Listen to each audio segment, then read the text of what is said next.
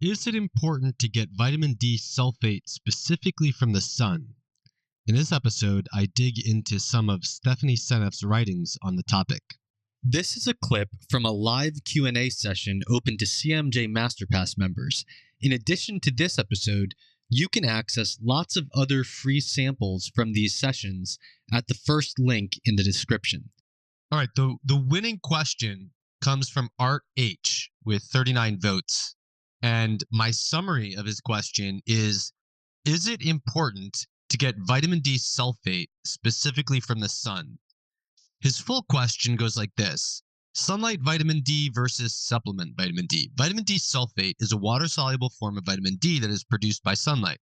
Vitamin D supplements provide a non-sulfated form that require LDLs for transport.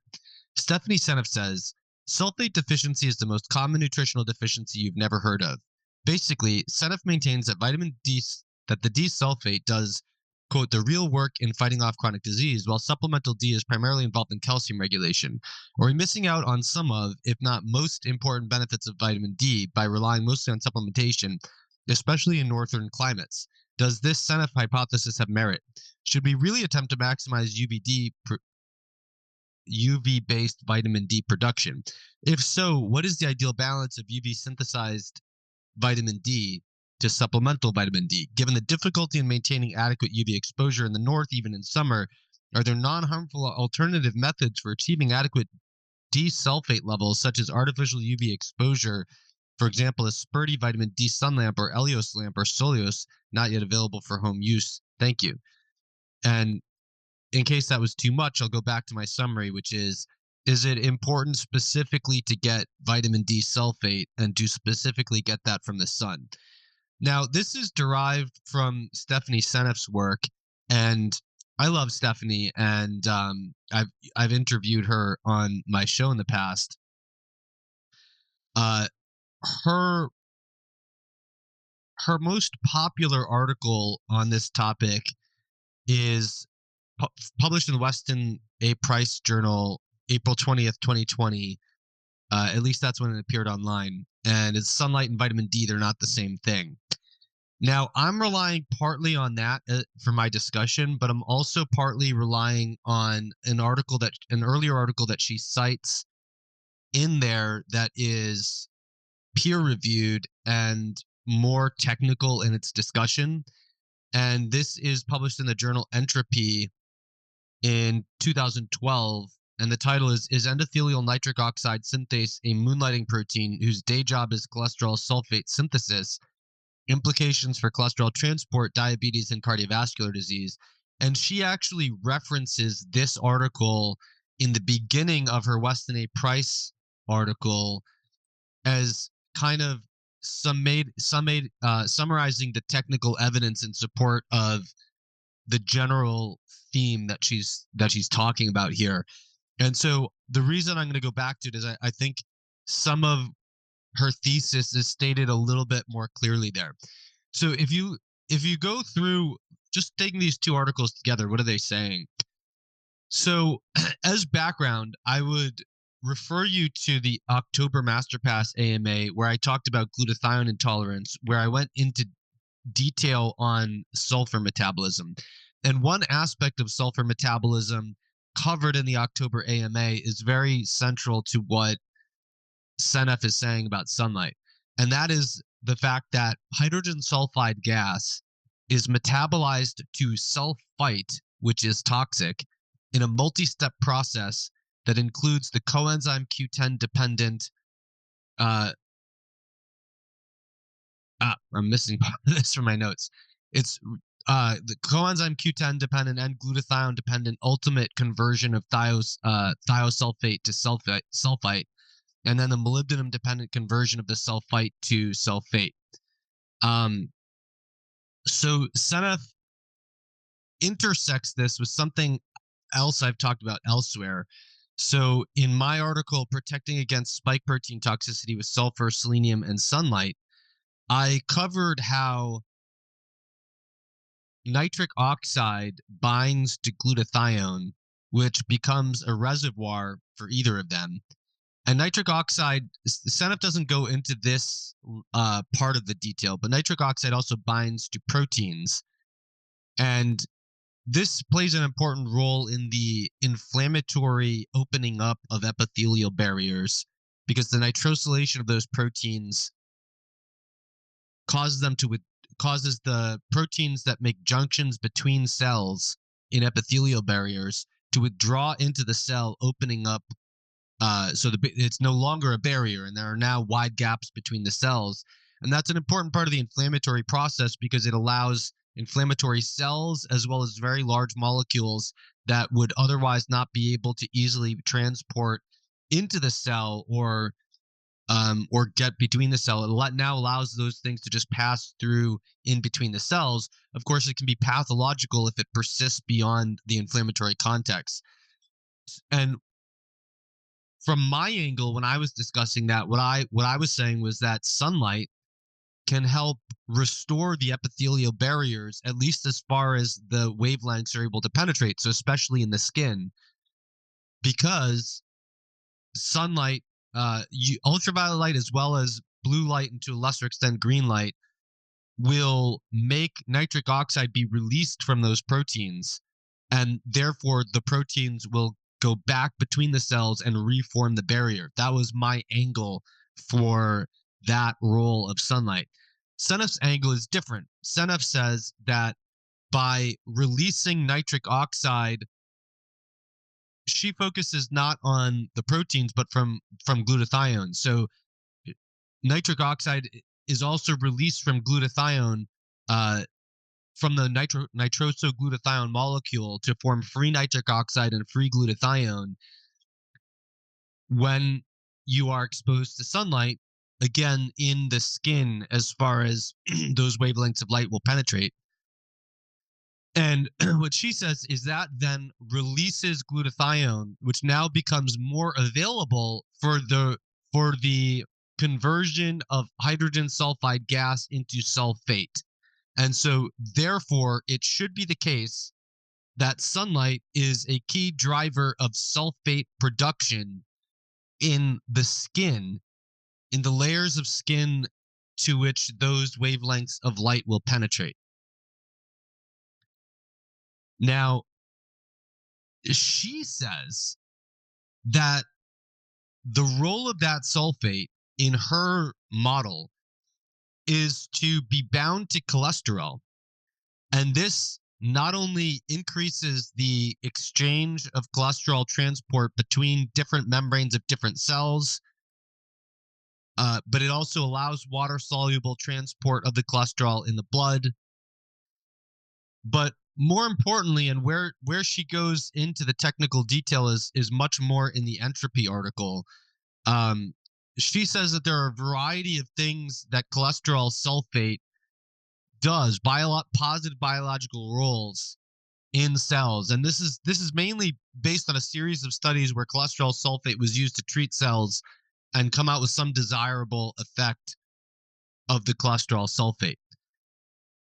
Now, vitamin D is derived from cholesterol, not from cholesterol exactly. It's derived from 7-dehydrocholesterol, which is one step upstream from the synthesis of the final cholesterol molecule, but it shares the basic ring structure of cholesterol and all the steroid hormones. And so in vitamin D synthesis, you have a breaking of the ring and you have an oxidation step, but vitamin D, because it's derived from 7-dehydrocholesterol, has a very similar core structure to cholesterol as well as to the steroid hormones. It is not the same structure, but it is similar largely. As a result of that, Seneff argues that vitamin D sulfate produced in the skin as a result of and then in the nearby vasculature as a result of sulfate released from sunlight may act to mimic cholesterol sulfate in membranes and do essentially the same thing. Now, and let me just read a quote from her entropy paper. So she says, while the benefits of sun exposure have always been attributed to vitamin D3, We propose here that the true benefit instead is the cholesterol sulfate production in the skin. Interestingly, the vitamin D3 that is produced in the skin is also sulfated, and we suggest that vitamin D3 sulfate may be beneficial as a cholesterol sulfate mimetic. A mimetic is something that mimics something else chemically. The sulfated form of vitamin D3 is inactive for calcium transport. We further suggest that this distinction may explain the failure of placebo-controlled experiments using unsulfated vitamin D3 supplements to show clear benefits in cardiovascular disease. So let me review it up to this point. I agree with her that sunlight should increase sulfate production in the skin. I would point out that, and this doesn't nullify the importance of that, I would point out that most sulfate production in the body occurs in the liver from sulfur amino acids. And the key driver of total body sulfate is the intake of sulfur amino acids. These are found in they're found in all proteins. They're significant in almost all proteins, and they are twice as abundant in most animal proteins compared to most plant proteins. Generally, they're more abundant in the meat proteins than in collagen. Primarily, they are found in meat proteins, and the meat. Well, actually, that's not true. Dairy products and eggs are the highest, and then the meat proteins come after that, and those collectively are, on average, they're double the sulfur amino acid content of plant protein. So that's the key driver of sulfate. Now, that's not to say that sulfate production from sunlight, releasing nitric oxide from nitrosoglutathione, making glutathione available to convert hydrogen sulfide gas to sulfate. It's not to say that that's not significant locally. But in terms of the transport of things in the blood, I really doubt that that is a main driver of the sulfated compounds that are being transported into the blood, because quantitatively, most sulfate is coming from the liver from sulfur amino acids. And so therefore, most sulfation quantitatively is going to take place in the liver.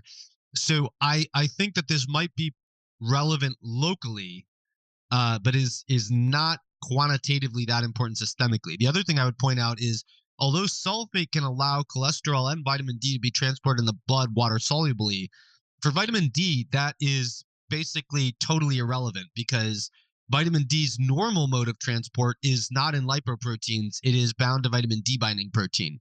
And yes, you do get some transient absorption of vitamin D from the skin from the diet into lipoproteins and eventual transfer into vitamin D binding protein.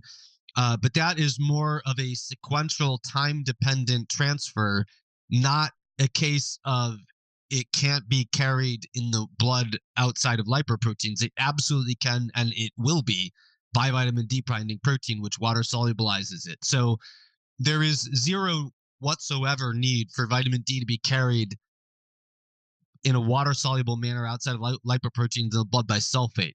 That is not to say that that vitamin D sulfate might not be transported differently. It may well have direct exchange with cell membranes in the way that cholesterol sulfate does in these in vitro experiments that Seneff is citing, because of its similarity in structure, as Seneff is pointing out. That's plausible. I don't know that it's ever been shown to be true, but it's plausible, right? So from a whole body sulfate production perspective, from a whole body circulating sulfated compound perspective, and from a vitamin D being carried outside of lipoproteins perspective, none of this really has any relevance. However, it might be very relevant in the local skin layers and microvasculature where sunlight has an impact on sulfate production, and it might have some role of how vitamin D specifically is transported. But I would go back to the fact that Seneff is basically making vitamin D a sideshow, because if the importance of vitamin D in this context is that it can mimic what cholesterol sulfate is doing, then it is not actually that important to have the vitamin D sulfate because it's interchangeable with the cholesterol sulfate. So she's not outlining a specific effect of vitamin D sulfate. She's just saying it might do the same thing as cholesterol sulfate, and therefore maybe the vitamin D sulfate effectively gives you more of the cholesterol sulfate effect. That strikes me as vitamin D being kind of a sideshow to her hypothesis. And it also strikes me as making vitamin D sulfate a sideshow to the main vitamin D story, which is about all the things that vitamin D is known to do at the vitamin D receptor. Now, she says in that quote that vitamin D sulfate is inactive towards cholesterol transport, but I believe she is casting that somewhat more narrowly than it should. For the second day in a row, there is a helicopter hanging out outside my apartment, and I have no idea what it's doing there. Just hanging out there. Anyway, it's distracting me. Okay. Some people on Twitter suggested that I said a thought crime or something like that. Okay. So,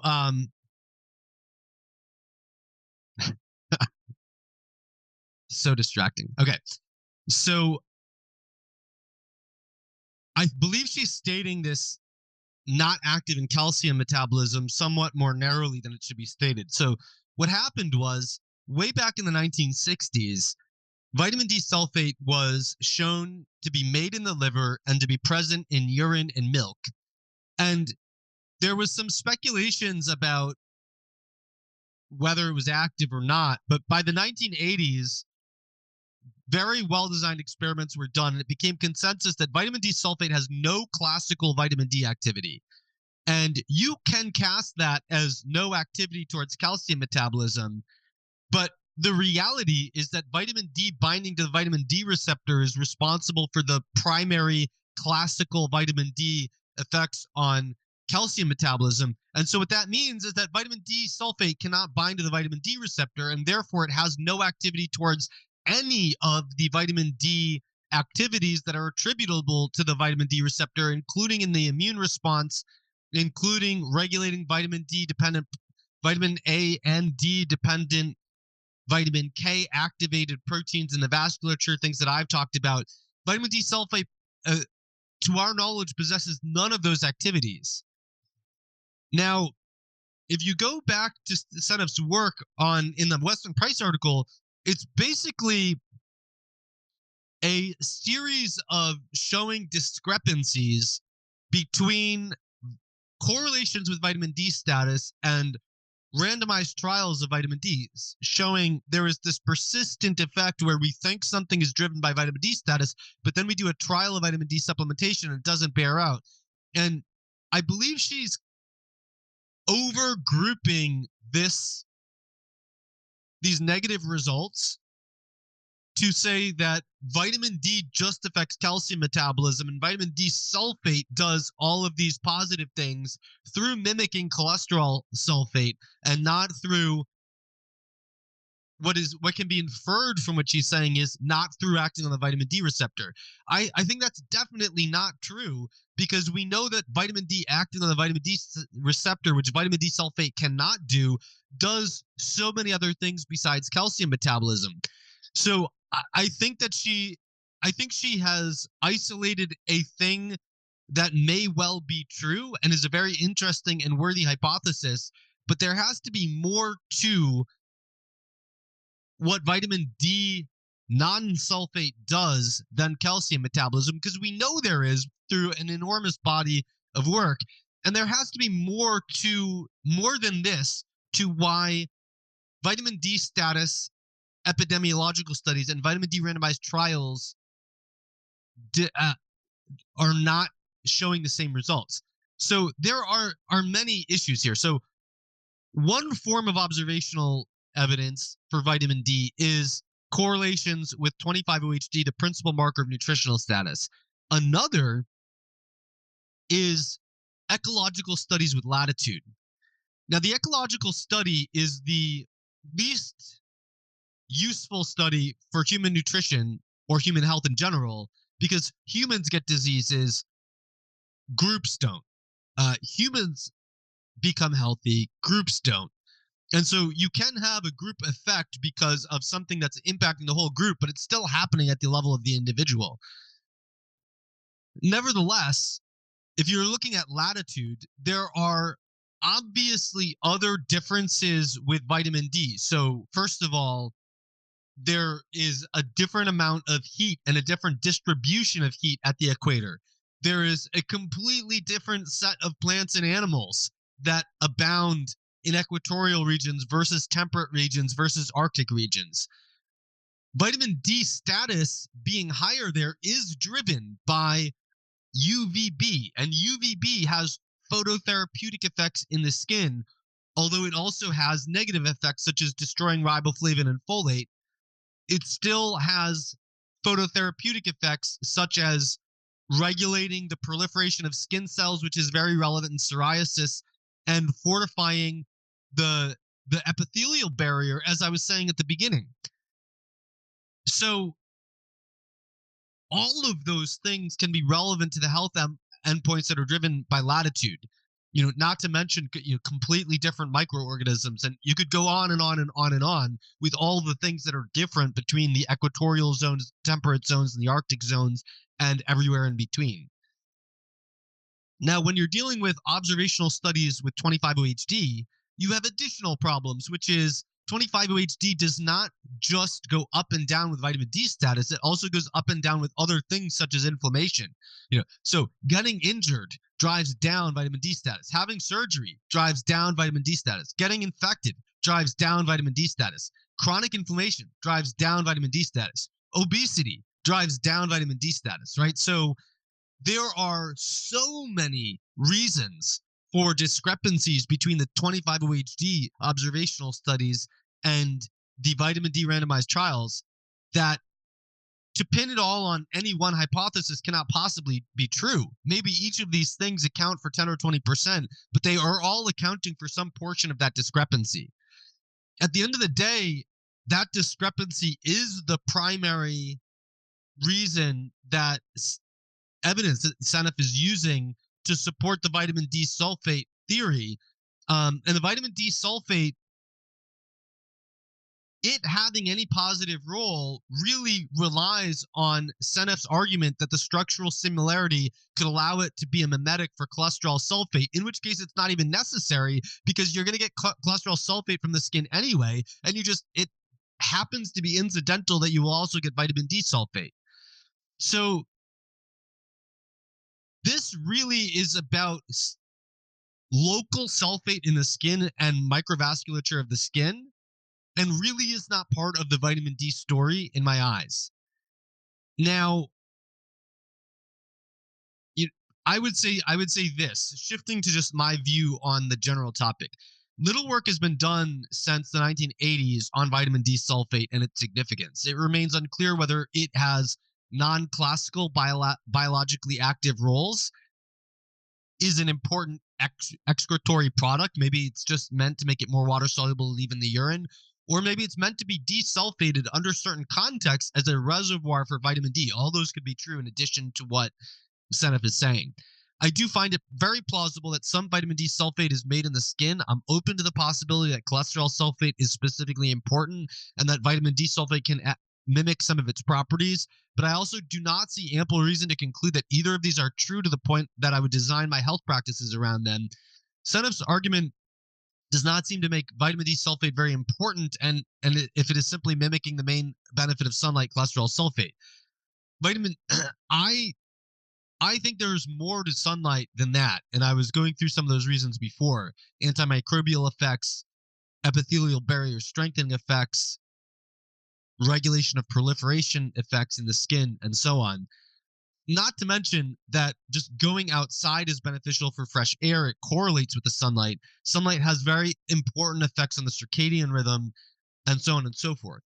I would say that it is absolutely beneficial and irreplaceable to seek outdoor sunlight in the morning for circadian rhythm, regardless of cloudiness.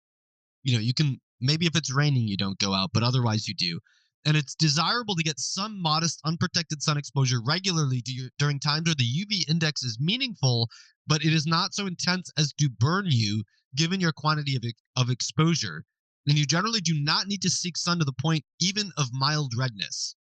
I agree with Seneth in her Weston A. Price article that it is ideal in temperate zones where you have a spring and a winter and a fall to get early sun exposure in the spring, gradually develop a tan, and use that as your primary protection for the summer. Beyond your tan, your summer protection should primarily be clothing, and you should avoid chemical sunscreens when you don't need them. I advocate strictly avoiding any chance of sunburn and avoiding all intermittent, clunky, random exposure to the sun, right? Being indoors all day and then going to the beach for 8 hours on a random day off in the summer is an utterly stupid way to get sun exposure. And you probably need to be completely fully clothed or have a very high SPF sunscreen if you do that. But no one with a health practice designed around the sun should ever do anything like that. Your sun exposure should be regular and gradual through the year. If you live near the equator, it doesn't matter with the seasonality so much. But if you live in a zone with alternation of seasons, you need to start getting sunlight when the UV index starts going above 0, and you need to have a regular gradual tan develop leading you into the summer, and you need to get your sun exposure within that regularity. And when you have a deviation from that regularity, you need to use some form of protection. It is better to use clothing than to use sunscreen, but if your deviation is going to be sunbathing at the beach all day, then a chemical sunscreen, I think, is where you need to go if you haven't been following that practice in a way that will prevent burning without it. There are so many reasons for this, and maybe cholesterol sulfate, maybe vitamin D sulfate are some of them, but there are many others. And I think this basic practice of sun exposure is a non-negotiable health practice. And whether Seneth is right or part right or not right about her hypothesis, I don't think is going to change that the practical implications of how to get sunshine are a non-negotiable health practice. This is a clip from a live Q&A session open to CMJ MasterPass members. In addition to this episode, you can access lots of other free samples from these sessions at the first link in the description. If you want to become a MasterPass member so that you can participate in the next live Q&A, or so that you can have access to the complete recording and transcript of each Q&A session, you can join at chrismasterjohnphd.com/masterpass. You can save 10% off the subscription price for as long as you remain a member by signing up at chrismasterjohnphd.substack.com/Q&A. That's Q&A spelled out as Qanda. These links are in the description.